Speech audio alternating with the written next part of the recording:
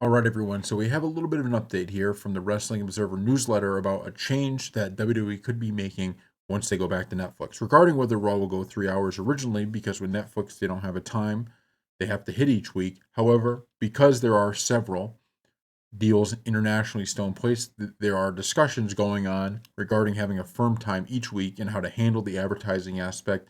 Give there would be a certain amount of ad time and, in theory, more for 3 hours than 2 hours.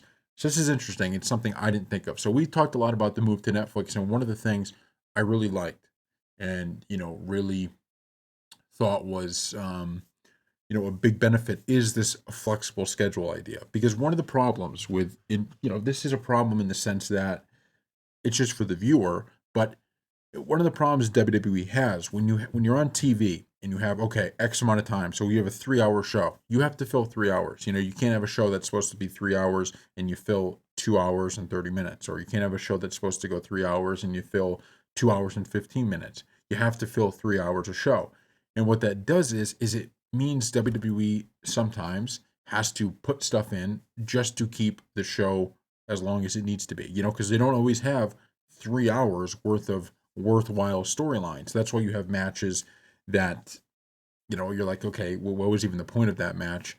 And sometimes that works out well because sometimes that allows for a wrestler who wouldn't have been on the show to be on the show. But other times it just drags the show down because now we're watching things that we really don't want to be watching.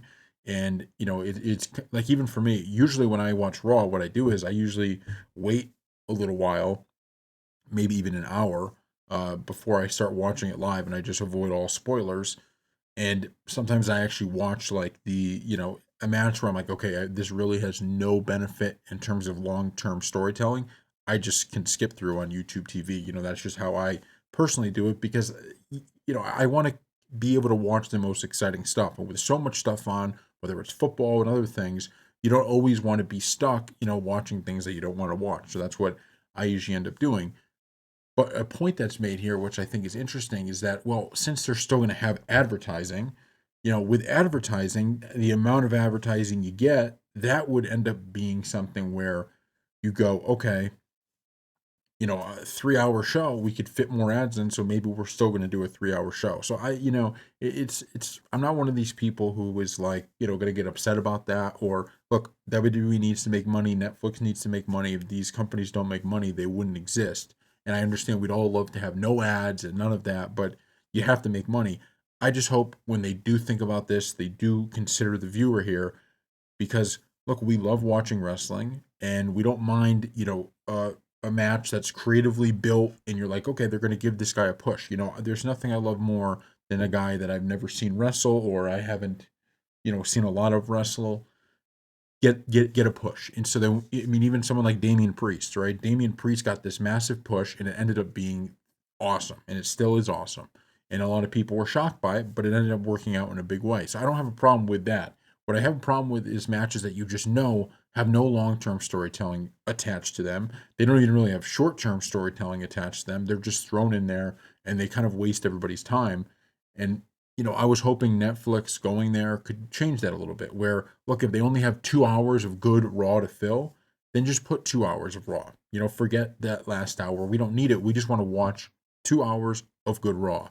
And the same when you have 3 hours. If you have 3 hours or 3 hours and 15 minutes or 3 hours and 30 minutes, well, let's get 3 hours and 30 minutes then of good Raw. If you can fill all of that out, let's watch it. Why would we make it so you have to cut a great match short or something like that on a Raw episode because of the time constraints? But when you just have to have an arbitrary time that you always stick to, that becomes an issue. So I hope WWE can recognize, like, all right, hey, we have these advertisers, this advertiser, we can get creative with how we showcase these ads, and however that goes. And at the end of the day, we're going to make sure that we fill, this show with what it needs to be. I mean, even could it be something, like I said, they got to get creative with this, because I think Netflix is going to offer them such a massive opportunity that they didn't have before, that getting creative with it and doing something different than you've been doing for all these years can go a long way in kind of taking wrestling to the next level